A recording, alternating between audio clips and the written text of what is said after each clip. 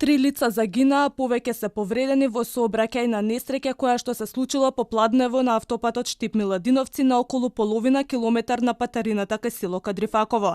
Неофицијално станува збор за мајка и ќерка. Според информациите на Телма, повеќе лица се повредени, а првичните информации се дека во судирот меѓу две возила на лице место загинаа 15 годишна девојче, 37 и 62 годишна жена. Едната починала на лице место, а другите во болница. Увидот се уште е во тек. Сообраќајната незгода се случила помеѓу две возила на патниот правец Штип Свети Николе. Има 3 жртви и повеќе повредени кои се однесени за укажување на лекарска помош. Увидот се уште е во тек. Во Република Македонија годишно најмалку 100 луѓе го губат животот во сообраќајни несреќи.